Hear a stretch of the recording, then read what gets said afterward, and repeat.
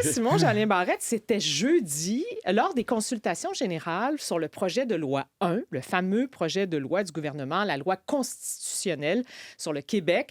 Dans la presse, Francis, on parle d'un choc frontal entre vous et le ministre Jolin Barrette. Vous avez exigé le retrait immédiat du projet de loi que vous avez qualifié, je vous cite, de colonial, de centralisateur et d'incompatible avec les droits fondamentaux des Premières Nations. Ce sont des mots forts, des mots qui parlent. Est-ce que vous maintenez le même discours deux jours plus tard? Est-ce que vous persistez?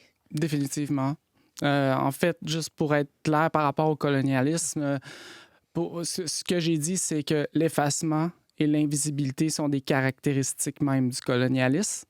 Et dans le projet de loi qui est présenté par de la Constitution du Québec, bien, comme je l'ai mentionné, dites-moi là si vous nous trouvez à quelque part dans le projet de loi, outre que dans le préambule. Le préambule en soi, dans un projet de loi, donne l'esprit à une loi, mais on vient renforcer cet esprit à l'aide d'articles spécifiques dans le projet de loi. Il n'y a absolument rien concernant les Premières Nations. Et si on analyse de façon un peu plus détaillée dans ce qui est proposé, bien, on voit très bien que, notamment, il n'y a qu'un seul peuple au Québec et c'est le peuple québécois.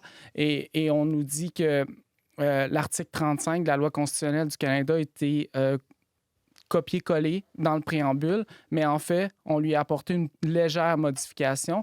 Au lieu de dire peuple autochtone, on mentionne nation autochtone. Je me demande bien pourquoi. Mais je peux donner un exemple. Au niveau international, lorsqu'on parle de peuple, on fait souvent référence à ceux et celles qui ont le droit à l'autodétermination. Par contre, pour des nations, ça ne fait pas référence à l'autodétermination et on le voit très bien un peu plus tard. C'est juste un exemple parmi beaucoup d'autres. Oui,